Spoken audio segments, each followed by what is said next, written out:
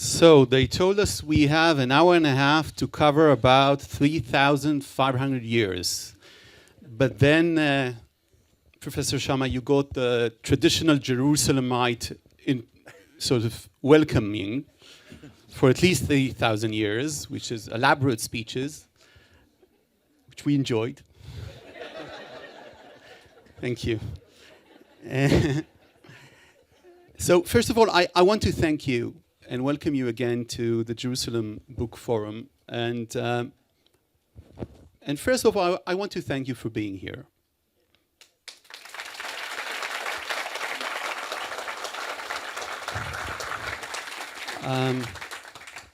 I think you can sense that sense of gratitude from the speeches and from probably people that you meet.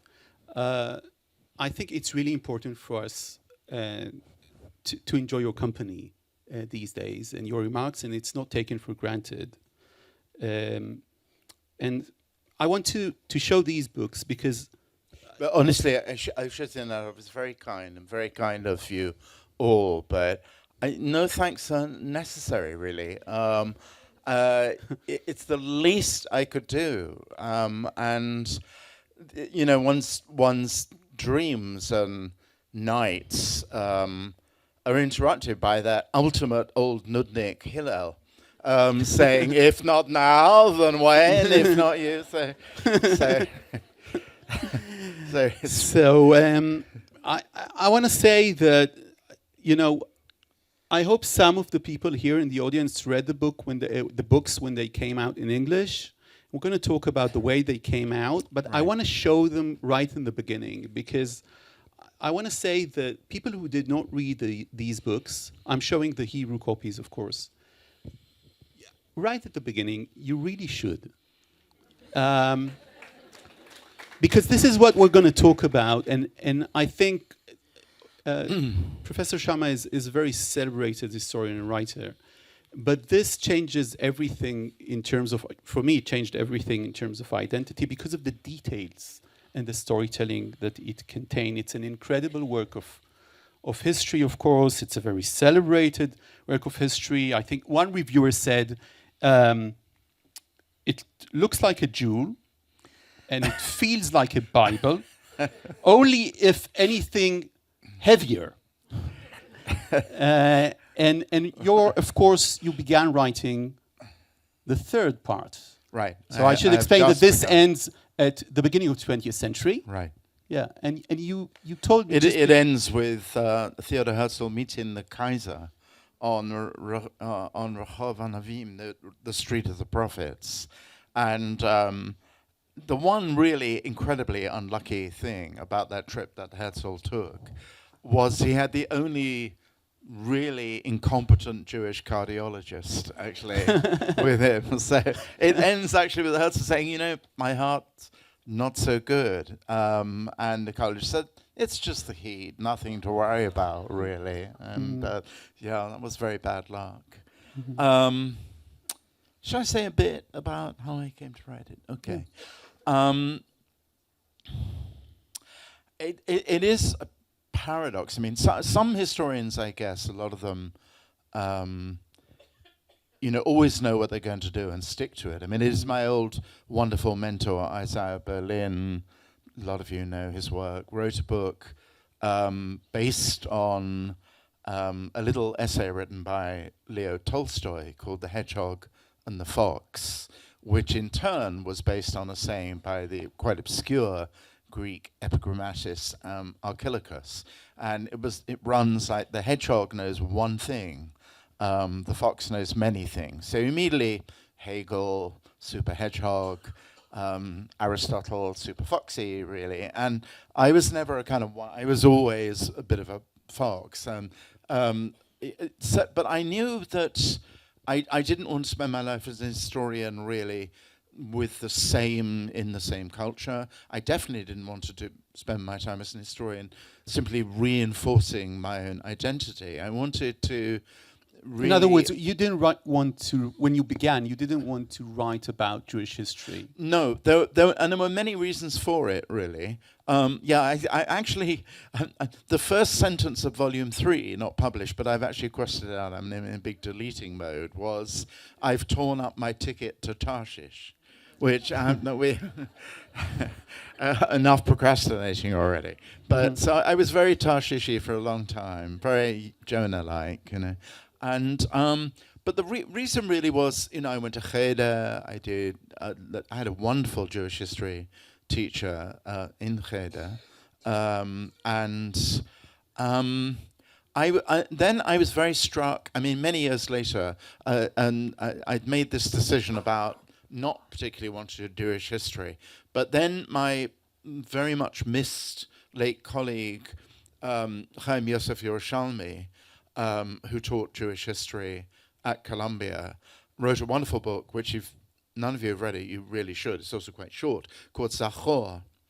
And the principal argument in Zachor is that he's not quite right about this, as I think if he were here, he would concede, which is a very perilous and presumptuous thing for me to say, is that Jewish history writing really stops when at Yavne, really, after the temple is destroyed and the canon is kind of shut. No more books of the Bible, no more Kings, no more Chronicles. There are, of course, the Maccabees and so on, but they are in a very different kind of situation. It doesn't quite stop, of course. There's an absolutely immense literary event called Josephus, which then has a Hebrew incarnation in the so-called Sefer Yosipon, which had an incredible history in the height of the Middle Ages, all through the Arabic world, for example, and then is printed very early on in Ferrara, I think, for the first time in the 15th century.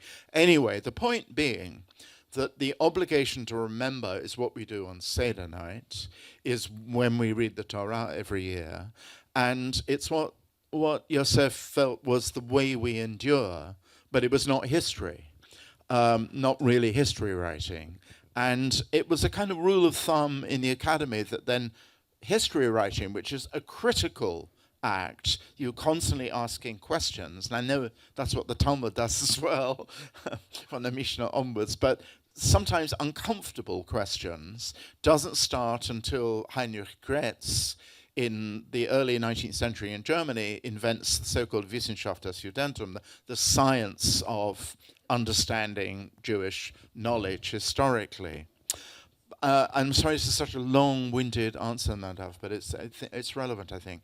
It's fine because you asked the question, Simon. What? You also asked the question. Yeah, I might. Yeah, but I'll get I around want to ask you about this. Okay. I think that one of the things that struck me is that when writing such a magnus opus of this sort, maybe things changed about the way that you think about Judaism and about its history.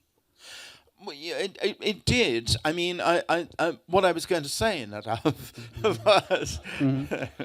was that what Gretz did, and what this is another very daunting, the great professor of Jewish history at Columbia University, I never was, a man called Selo Baron, who you know about, lots of you know about, wrote an 18-volume religious and social history. And I am, put it mildly, not an authority on rabbinics and on the whole theological, it's not right to call it theological, religious side of Jewish life. So there was sort of sense really of what else is there. And what I wanted to do really, which is why rather counterintuitively, Volume 1 begins not with some archaeological disquisition on whether Abraham really lived, or where he, or dating the life of, Moshe and so on. But it begins with the first actual surviving document of what you might call Jewish history, which happens to be preserved in these extraordinary papyrus scrolls of the Jewish mercenary military colony at Elephantine in up the Nile River near Aswan. And there are the voice not of rabbis or kings or leaders, but common soldiers and their families, of marriages that are going wrong, of disputes about wills, that full-time Jewish occupation, and that sort of shopping, that sort of thing. So I thought, okay, there are two things. One, there is this great kind of coral reef of Jewish social experience. You have it in the Cairo Geniza as well, of course, magnificently and super abundantly, which defies a kind of two sorts of determinisms. One, the great kind of movement from biblical to post-biblical, and from post-biblical to the Haskalah, and so on. And the other determinism, the inevitable route of Auschwitz, was not inevitable at all. So it defied that, and I thought, I could do something with that if I think about the sources differently. And I think about the people whose lives I want to present in all their kind of complicated and eccentric richness, really. And that's what you do. So when you read the book, there's such an interesting kind of relations between the local and the particular, and those individuals that you talk about. But you can see patterns. And let me give you a pattern that is very relevant to these days. When there's a crisis, it's either a state or a city or a kingdom. Jews are more often than not, they are to blame. They are the minority right. of both. If you read the first volume or the second volume, right. that you can already see this kind of thing. Is this because Jews are a minority, an absolute minority who have lost, their traditional homeland? As we know, there were Jewish diasporas that you write about, you just mentioned, even when they had their homeland to an extent. Or is it something about Jews and their faith, their folk tradition, the way that they see themselves as a people? Well, I think, great, that is a pattern. And it turns out to have been a foolhardy thing in a way. I mean, the great glory of Judaism, to be the first monotheism. Because actually when successor monotheisms happen, notwithstanding the fact that they physically conquered, not just the Roman Empire turning Christian, but of course actually Muhammad's founding generation of Islam turning cities like Yathrib, as it was then known in Arabia, into Medina. You're always going to be looking over your shoulder at the status of those who managed to survive despite the fact that their culture ought to have been comprehensively replaced. And they have no coherence. If they have no coherence or stubbornness, as both Christians and Muslims would say, then they wouldn't be a problem. So in a weird, odd way, one of history's really difficult paradoxes is that the very thing which allowed us to survive, the portability of the Torah, and then the Mishnah and the Talmud and so on, the sense in which we didn't need a capital city or an enormous set of masonry monuments like the Egyptians and so on, or the Romans, that we could actually survive by having our books with us, which is relevant to the occasion we have now, meant somehow the war had to be on the books. And then it turned out, you'll all know about the trials of the Talmud in medieval Christianity and burnings of Talmud, which went on. Very often, and 1933 in the burning of the books is again part of a long tradition. Heine had it very well. First you burn the books and then you burn the people. That it was always really kind of anticipated. The real enemy was the Talmud, and the Talmud was said to have usurped Christianity Christianity, for example, was prepared to acknowledge the truth and wisdom and divine origin of the Hebrew Bible. And it was said that Jews remained knowingly Jews, refusing to accept the successor truth because their religion had been, basically it wasn't Judaism, it was Talmudism. It had been usurped by the rabbis, by the rabbinical version of Judaism. So the reason why that endurance happened to be was this kind of slippery thing of shared memory, repeated ritual, the absolute extraordinary grip that the Jewish year of worship, the ability, even when the temple was destroyed, to take elements of those festivals, and repeat it. So, in a sense, our endurance, today, sets us up to be somehow the infuriating, obstinate enemy of people bearing big weapons. And it's it's not a surprise that one of the enforcements when you were in dhimmi status in the Islamic world was the absolute prohibition on Jews owning weapons. In some parts of the Islamic world, it was a capital crime. So the condition of us living among the other monotheisms was our defenselessness. What a surprise. Exactly, and some of the persecution, the descriptions of the persecution that you bring, they're very triggering to read after October 7th. Right. So it really sounds very similar, and it goes through the book. And I should say that one of the incredible things that you have done is, of course, it's stating the obvious. You didn't want to write a book about the Jewish history as a tragedy, because it isn't, but as a triumph that is so full of tragedies. Yeah. And I think you succeeded in that. I want to read a description you bring from the 11th century in England, when Jews come to congratulate the newly anointed king. Richard I. Yeah. And then all hell breaks loose. And this is what you write. I'm going to read it in English this time. In the meantime, William cheerily notes, William is of course a chronicle. Yeah. An agreeable rumor that the king had ordered all Jews to be exterminated pervaded the whole of London with incredible celerity.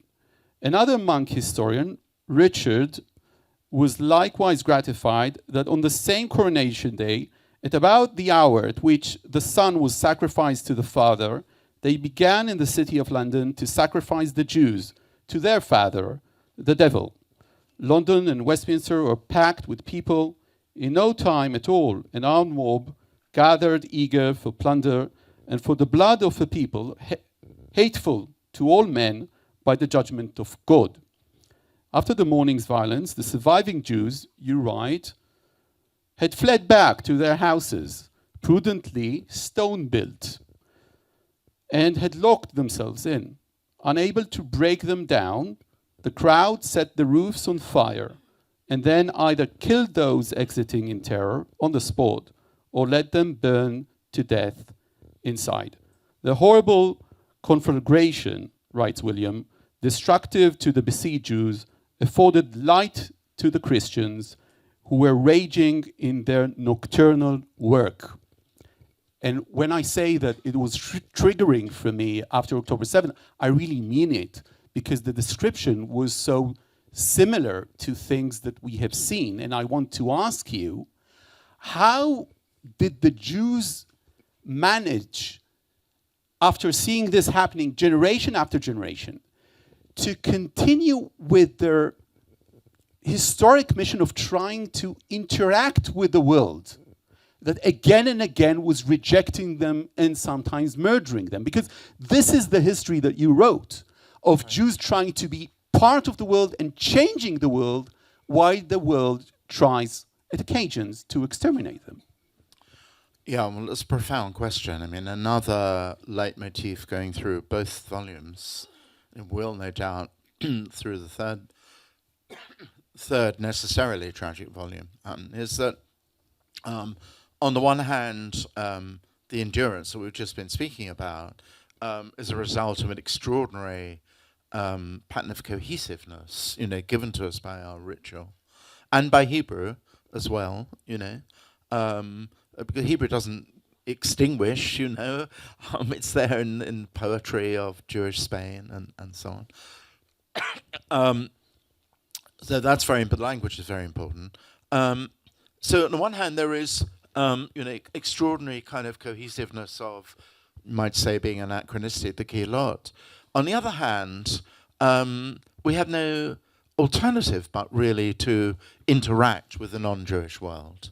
And the question really, what do you do? I mean, you can't self-ghettoize. What I mean is the Jews could have become a cult to an extent and then disappear. But they chose again and again not to become this kind of, a cult that's been driven to the desert, as some of them did, and of course they're not with us today. Yeah. So how do you explain that? They saw themselves as part of this world that you describe, even in antiquity. So right. Well, I think that there are lots of answers to that. One is just sort of economic and social necessity.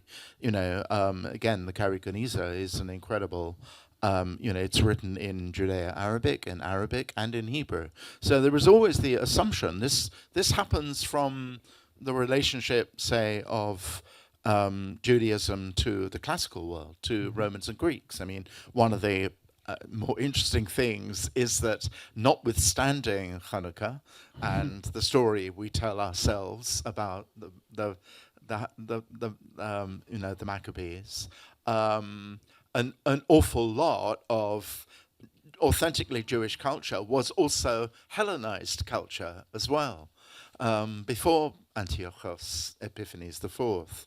So there was the sense that there wasn't necessarily, I mean, maybe it was, we're sitting here at a moment of deep, dark tragedy, but every generation that happens, all the way through, and, sometimes it ends up in a story that is full of extraordinary possibility, namely the United States. Notwithstanding my friend Franklin Furr saying the golden age of Jews in America is over. I think that's over-pessimistic. And let me give you an example of the way in which I write about, particularly in Volume 2 in Belonging. Hebrew itself. Hebrew is a source of great fascination to Christians in the Middle Ages, to begin with, to the Franciscan friars, who really are determined to destroy Judaism, basically, to the extent that they will insist on interrupting Shabbat services in cities like Seville and so on, and preaching a Christian sermon of conversion, and very often sometimes led by Jews who are apostates to Christianity. And that is a kind of radical, belligerent, militant use of Hebrew in order to discredit the Talmud in particular, but essentially to bring Jews to the truth of the Savior and his redemption of mankind. But all through, particularly Volume 2, there are a number of Christian scholars and priests and learned priests who, without ever abandoning the aim of converting the Jews, become friends and companions and co-teachers and students alongside Jews. And actually they have a kind of comradeship in Hebrew. There was one extraordinary example, which I write about towards the beginning of Volume 2, of Eliyahu Levita Bahur, who was a great Kabbalist and great Talmud scholar as well in late 14th, early 16th century Italy. And he has a great kind of library in the north of Italy. I want to say, I don't think it was in Padua, actually. It might have been. I think it was in Pavia. And when his library is destroyed, in a war in 1509, he's befriended by a cardinal called Egidio Antonini, who's the cardinal of Viterbo, quite near Rome. And he moves who is so hospitable and so anxious to actually learn Hebrew and also have the rabbi teach young would-be aristocratic priests Hebrew, that he moves the rabbi in and offers him his library, which is full of Hebrew manuscripts. There's another such case in the completely opposite world in 17th century Amsterdam, where Yehuda Leon, the so-called Templar, the person who writes the first book, illustrating what he thinks the first temple architecture was really like, and builds a model of it in Amsterdam, which becomes a great tourist attraction, becomes friends with a man called Adam Borel, who's a Protestant cleric and who is obsessed with the Mishnah and its pure, kind of beautiful classical Hebrew. And together they essentially write the way of sounding out the Mishnah together. So these kind of unlikely friendships happen a lot of the time. It happens, the relationship between Moses Mendelssohn and the German philosopher Lessing. So that just when you think that you're trapped in a war of perpetual mutual hatred and animosity, something or someone or some moment comes along which gives you a sense of coexistence without abandoning the core of Judaism. Which the Rambam, for instance, is the greatest. Absolutely, yeah. Rambam, has, yeah. So one of the greatest things about this is the way that you describe the heroes that you choose across the books, doing exactly that. And for me, as an Israeli that grew up in this country, two parents who were born here too, it's the idea in Zionism. There's the idea that we have changed Jews to be now, powerful. They can, own their own land. They can work the land. They can be masculine. They can be like, the stronger people, people amongst people. And one thing that I learned from the books is that this narrative that it's Zionism is not true. And you bring, for instance, the story of Daniel Mendoza, right, who was a British boxer in the 18th century. And one of the quotes it's just an amazing. He is the most famous Jew in English history, actually. And Daniel Mendoza, and I'll just bring one quote just to explain why that narrative about the strong Jew is really, it has nothing to do, it didn't begin with Zionism. It's the whole of Britain wanted to see the wonder who was not the Jew that Shakespeare drew. The boxer had always wanted to show his countrymen that a Jew could be a manly Briton too. So maybe tell us a bit about this figure. Well, Daniel Mendoza is what? How many of you know? You probably all. I'm looking at you. Some of you, you're all younger than me, but you'll probably remember Peter Sellers, the actor, right? He was a descendant of Daniel Mendoza, I discovered actually. Yeah, Daniel Mendoza. So Mendoza is an extraordinary figure. Is Sephardi, but from plenty of poor Sephardim in London and in England in the 18th century, and.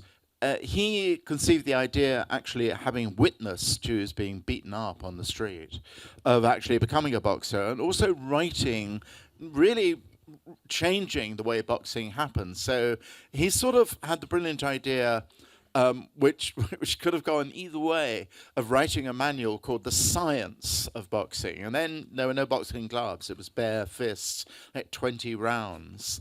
And the science was really a kind of observational study of the way muscles work and the way nobody thought of the uppercut, which was, to go from the stomach. This is all horrible stuff you don't want to really know about, although it may come in handy, let's God forbid, And he was immediately attacked for being basically a crafty Jew. The Jews would, think of clever ways to defeat your opponent, which wasn't simply standing up straight and just going like that for about 4.5 hours, really. So, but he became a kind of, he promoted his own cult, and he figured out, along with another promoter, that actually you could stage, a bit like Muhammad Ali, Cassius Clay as he was then, that there was something to be done with actually reversing the stereotype of the money-obsessed, physically feeble, cowardly, cringing, ingratiating Jew. They could actually turn it on, and it would be an enormous public spectacle on which people would bet money. And this amazing number of spectacular fights were arranged, which tens of thousands of people attended.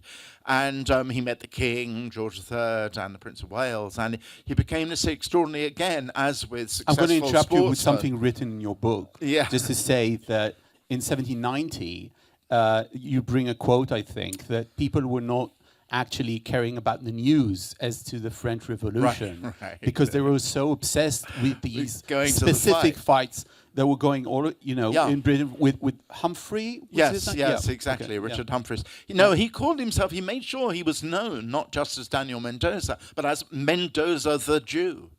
So he was redefining what you would expect to see. And a whole set of Jewish boxers then followed. You know, it may not have been so, there was a sense in which you could be a Jew in many different ways. I would just want to just go back to what we were talking about just a little bit earlier, when we were saying, well, was it a fool's errand to try and actually, share the world of non-Jews, of the Gentiles, or find a way of coexisting without abandoning the singularity of your Jewish identity? The Balfour Declaration would not have happened without there being a philo-Semitic element in Jewish literary society and politics. I don't actually write about George Eliot. I very nearly did. But those of you who have read George Eliot's Daniel Deronda, even Dickens, who creates a profoundly horrible, demonic caricature of a Jew in Fagin and Oliver Twist, sort of compensates by having an almost absurdly idealized version of a Jew in Our Mutual Friend. And George Eliot's Daniel Deronda is someone who lives in the Gentile world, who discovers not just his Jewishness, but Zion, really.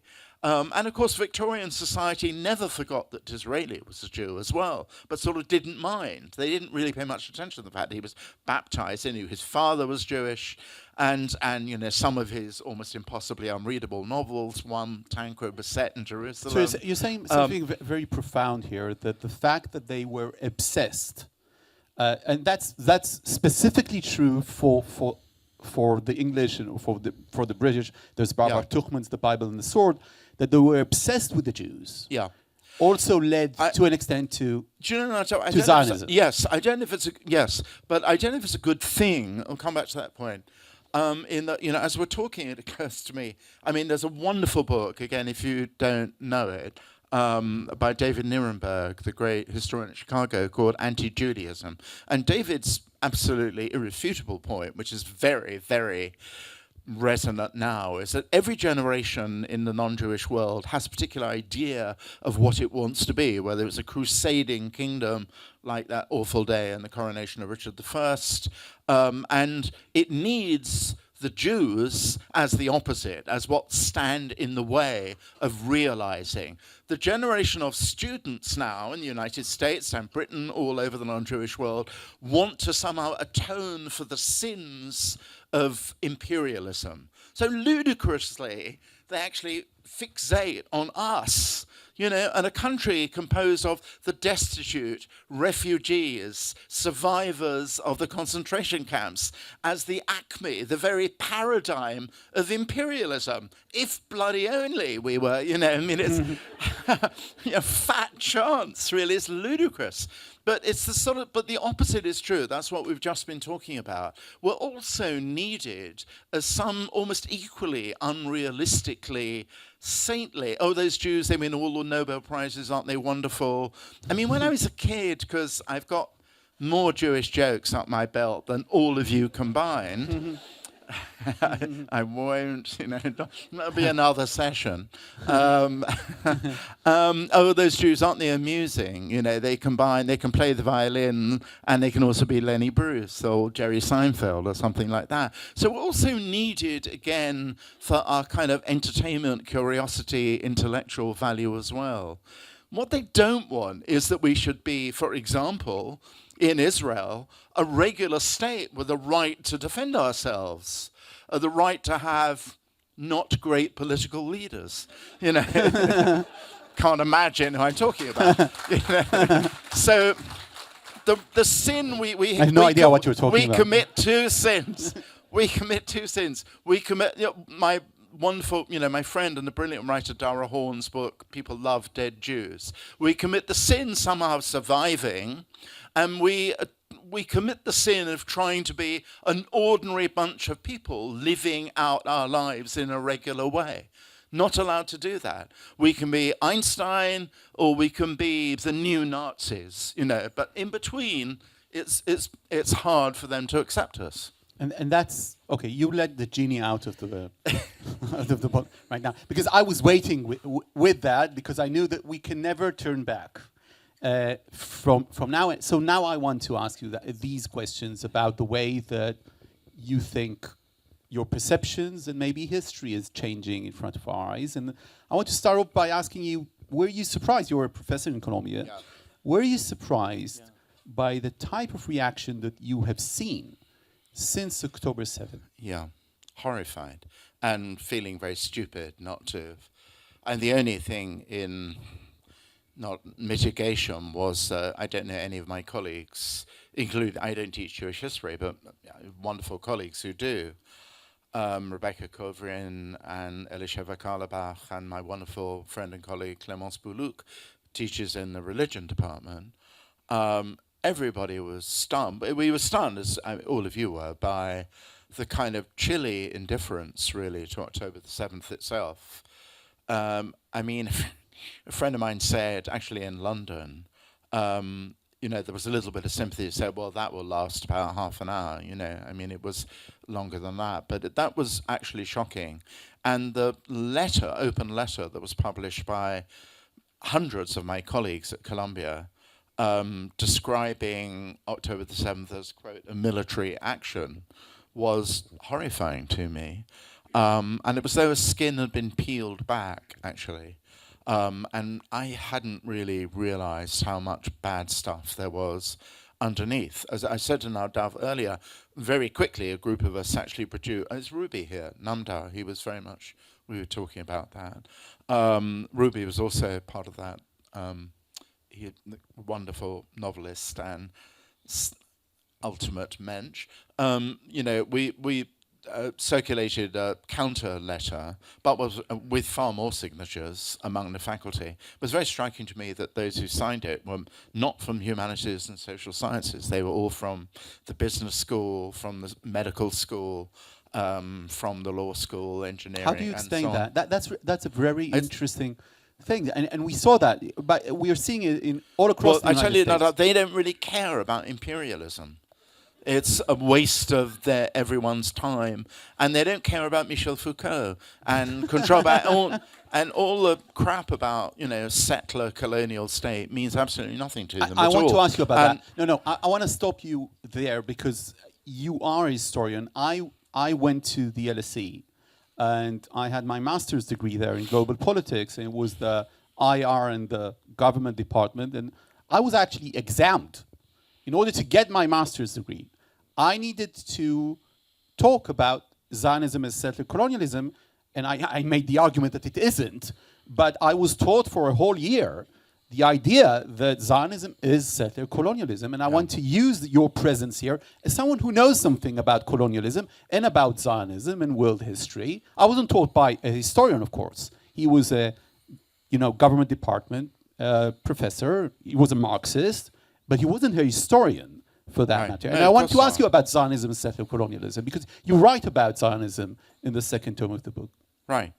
Well, there are two things, but there's a prefatory thing to be said, and that's, I think, a lot of the capacity of the non-Jewish intellectual so-called world to actually kind of grotesquely distort and simplify the history of Zionism is due to ignorance and laziness about understanding the long history of Judaism. What I wanted to say, the prefatory remark to the prefatory remark, me digress, heaven forbid, is that one reason I did The Story of the Jews, the book, but also the television series of the BBC, was precisely to try and actually bring real, truthful Jewish history to a non-Jewish audience. And we had 3 or 4 million people watching those programs. I used to go to places like Ely or Newcastle, and they're packed houses. So, like an idiot, that's, I suppose, why I fell asleep and thought what has happened wouldn't, that the actual paradigmatic narrative would win, which is basically an inheritance from Stalin.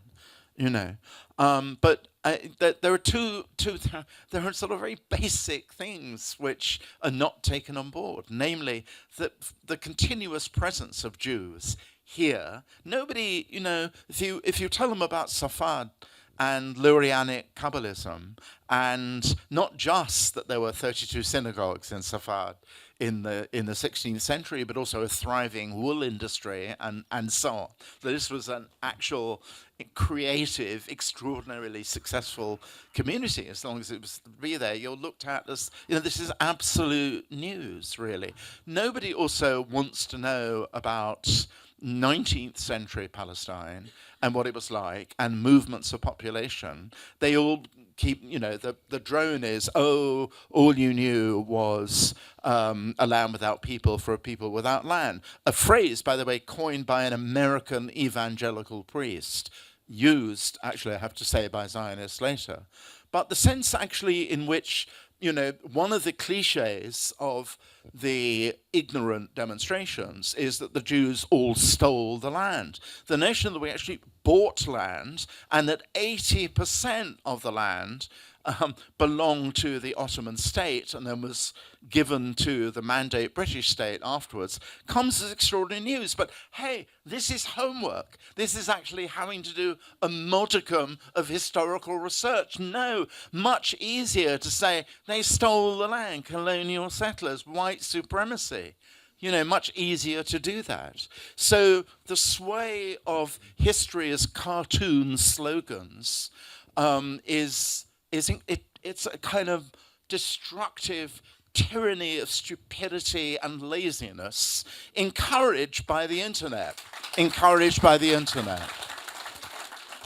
also the case that the internet thrives on acrimonious screaming at each other with minimum knowledge.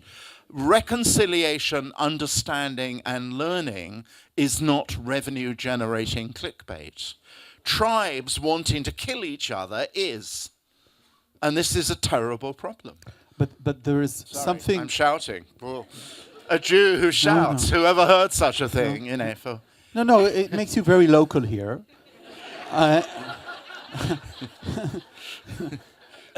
But there's something there, and now I'm using your expertise as someone who understands something about the history of the West.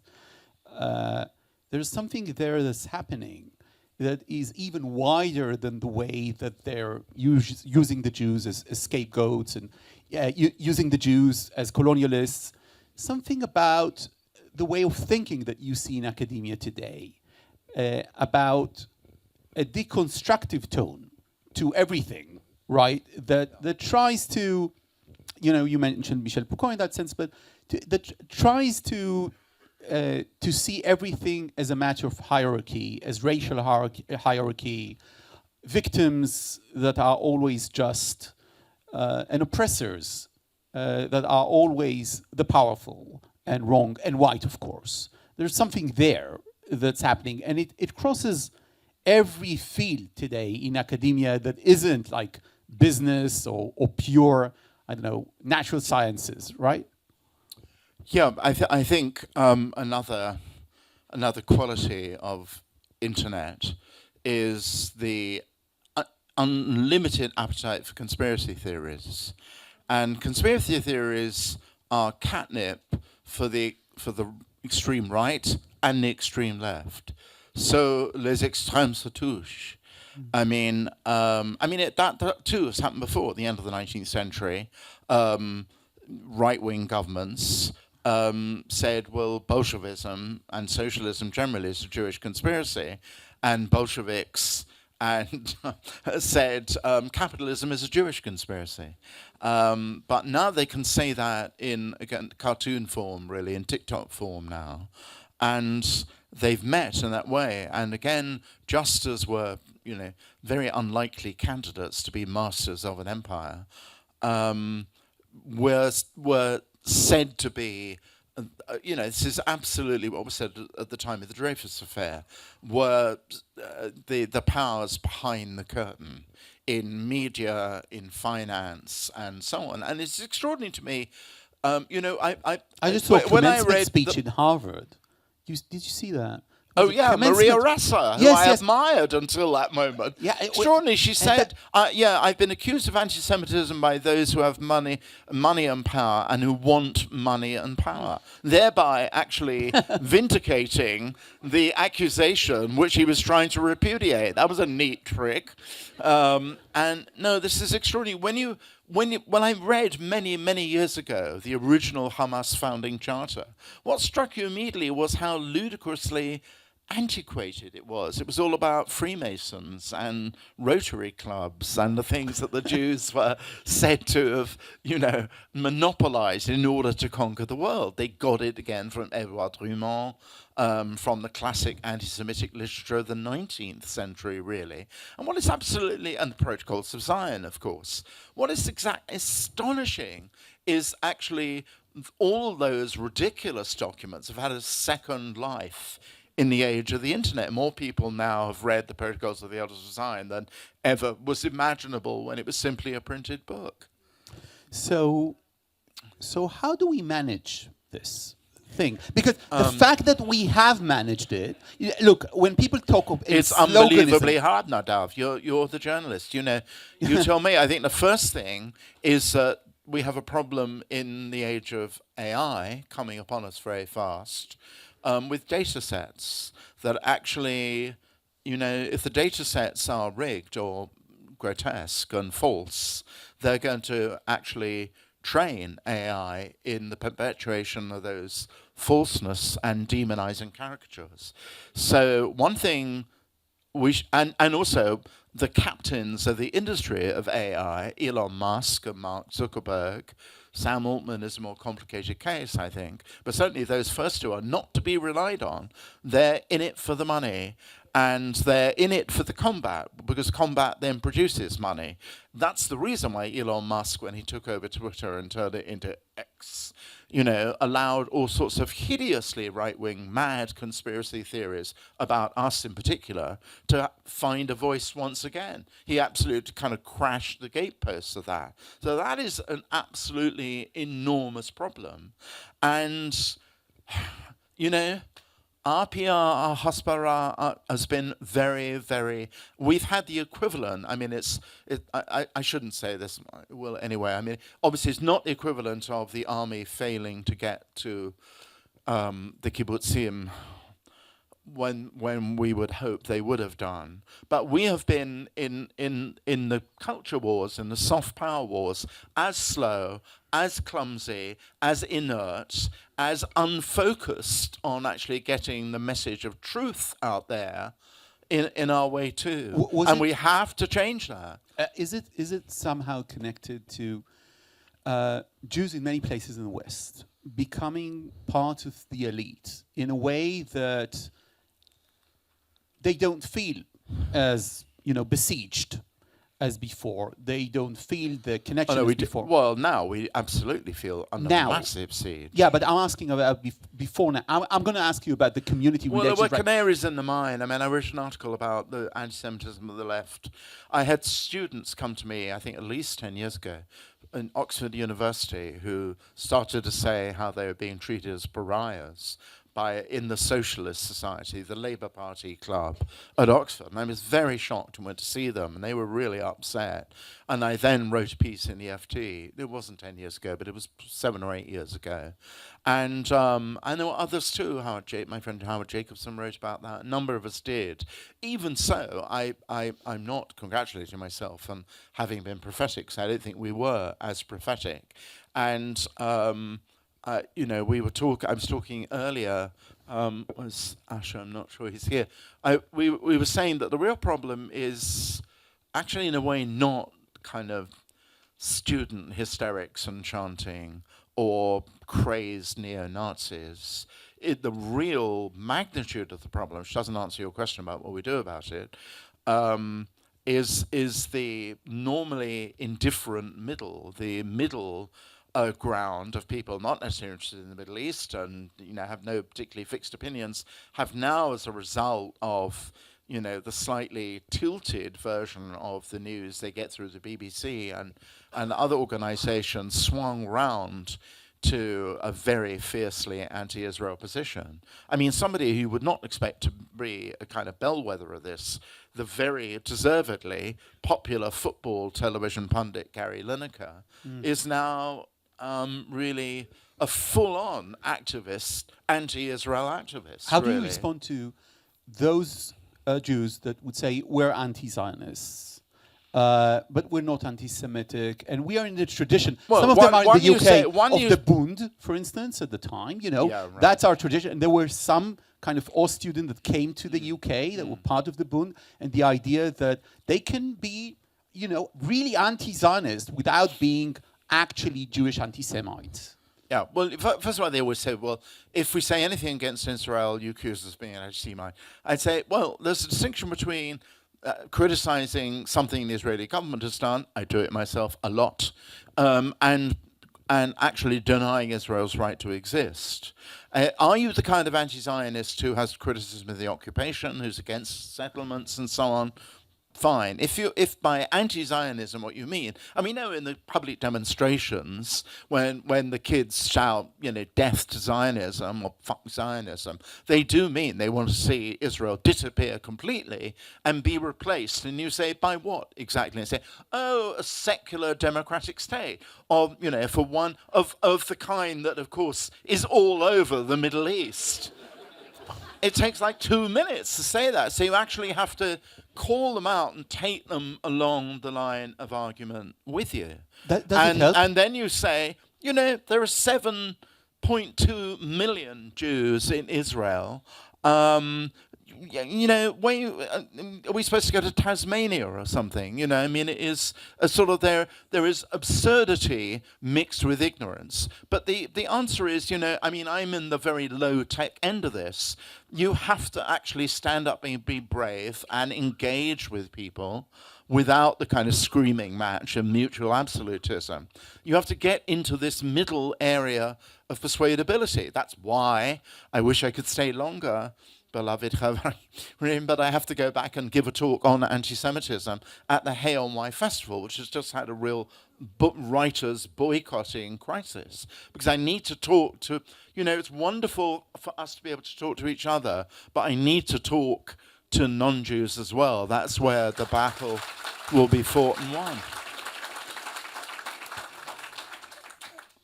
There was a moment in British TV that I think it never happened before, and I don't think it will happen again. I'm prepared to say it again, but you tell yeah.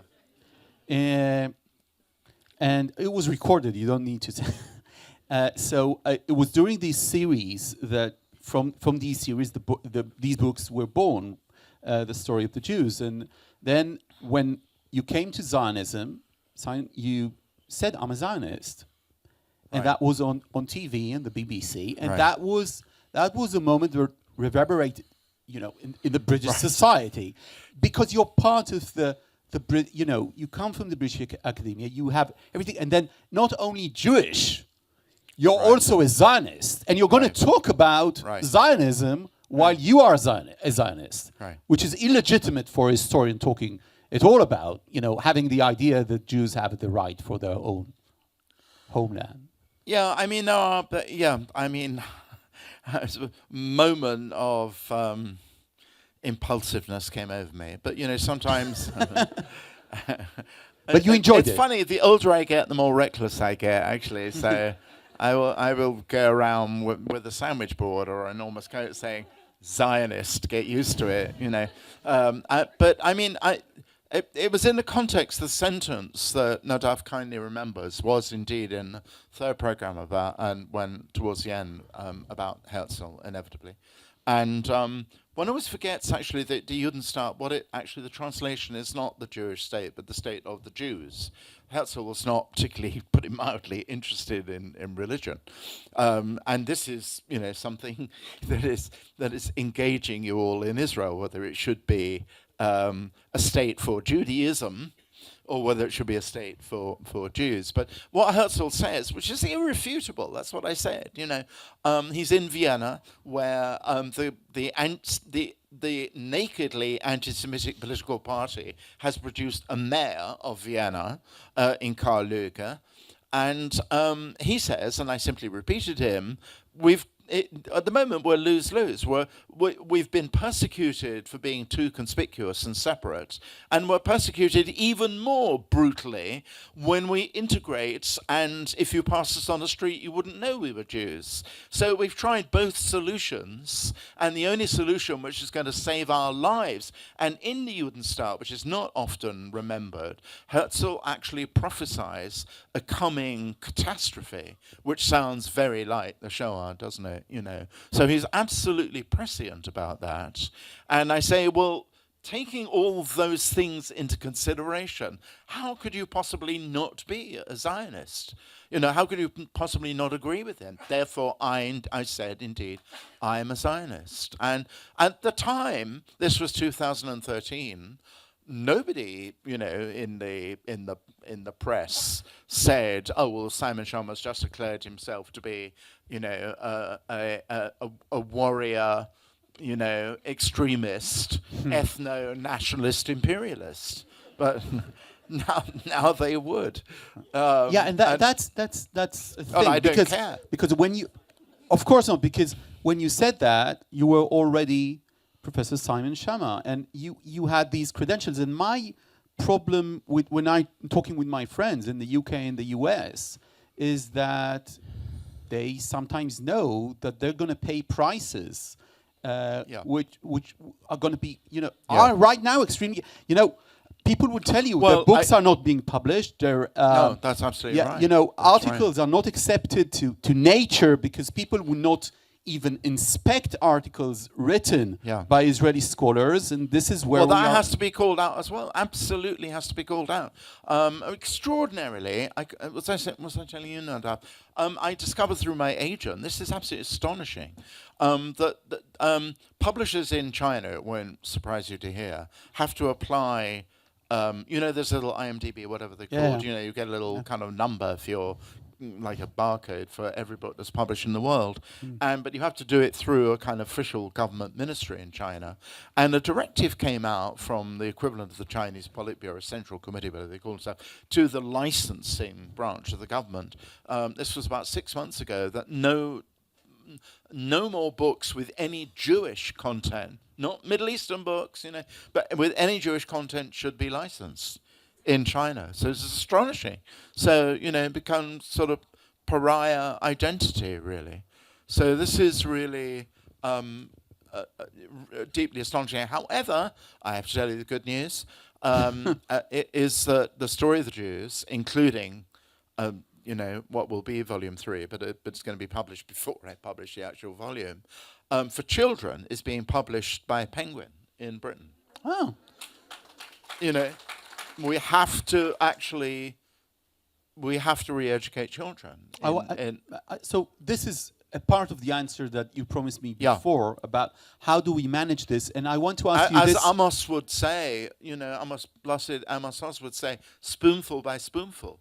And the fact of also, I cannot give the details, but the BBC have commissioned me to do a film about a particular bit of Jewish history next year. So stay tuned for that. So it is possible.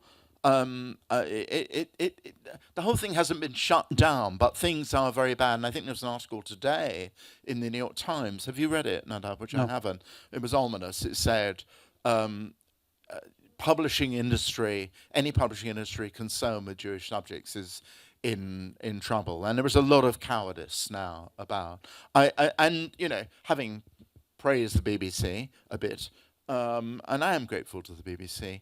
Of the many series I've done, which are now replaying on iPlayer and BBC Two, the story of the Jews is conspicuously not one of them, actually. So people now will not hear me say I am a Zionist. So at least I won't get quite so many death threats. To hell with that.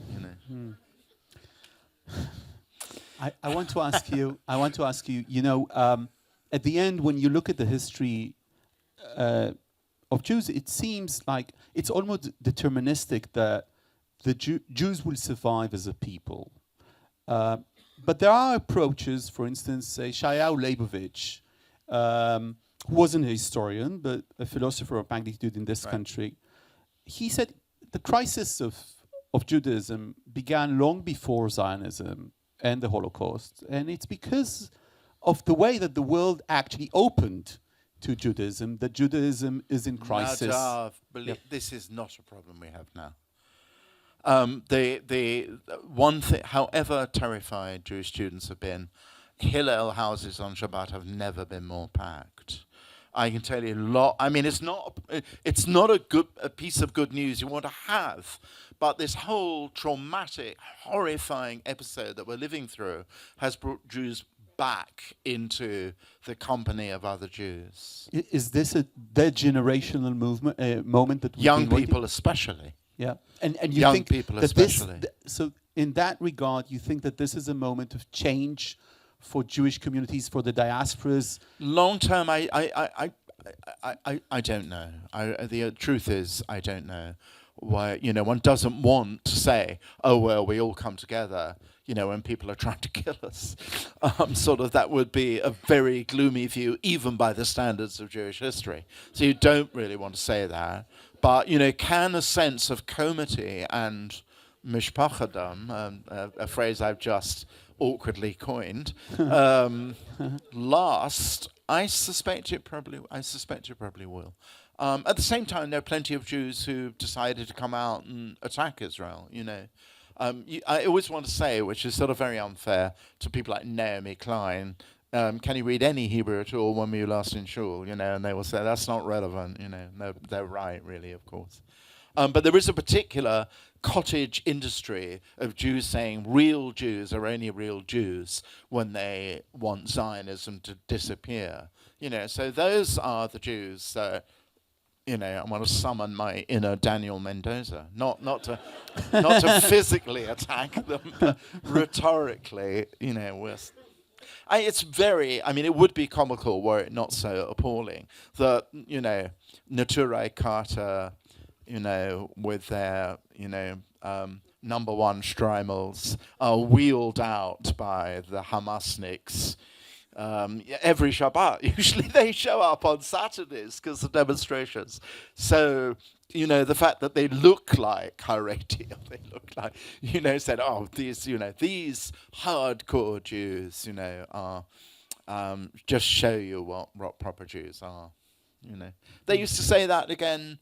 It was the case again in the Middle Ages that Jews who stuck to Judaism weren't real Jews. The real Jews are the one who accepted conversion and became Christians. That was a commonplace of, sneering triumphalism.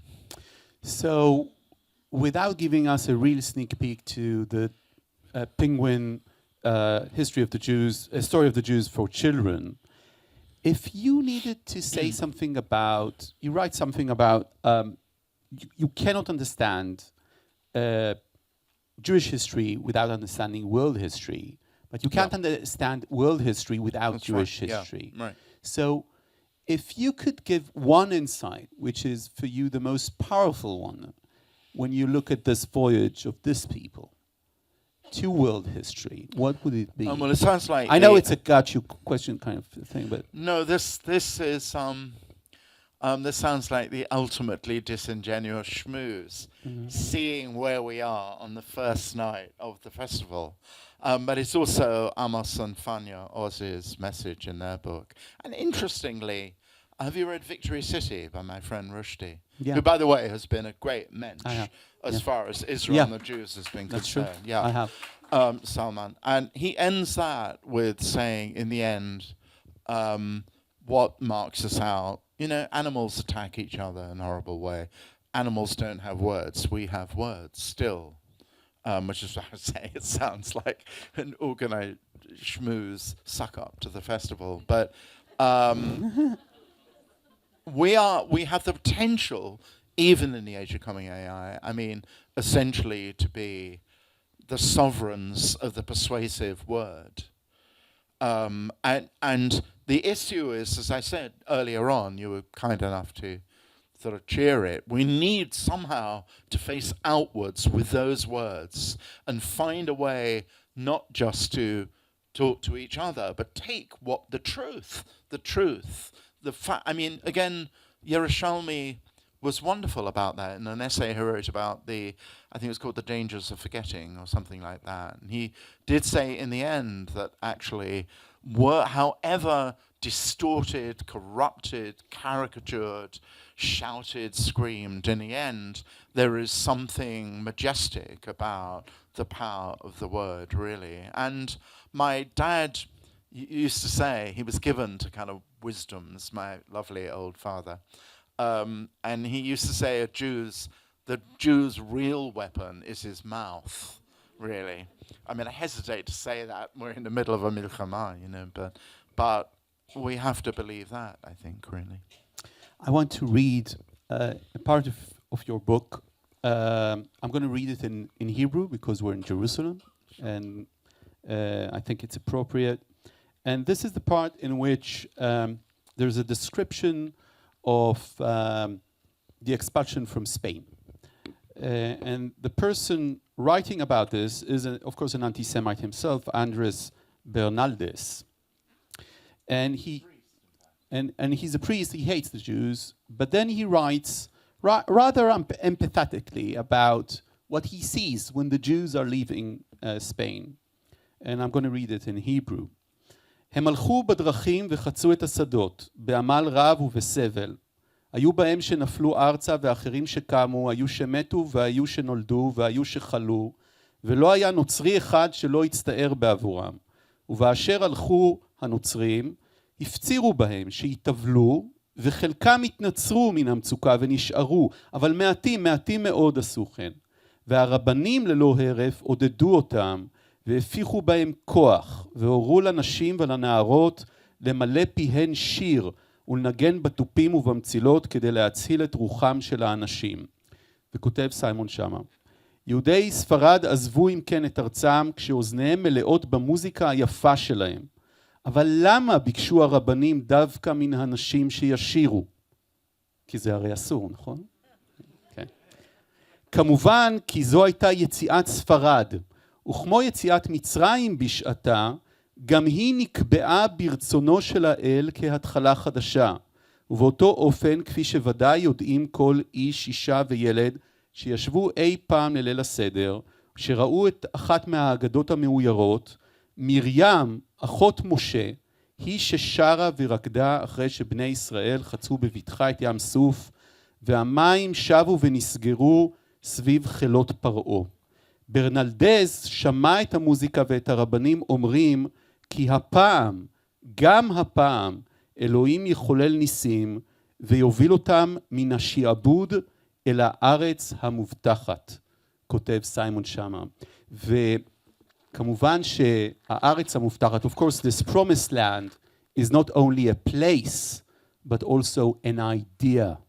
And this idea is very much detailed in your work. Simon Shama, I want to thank you for being with us this evening.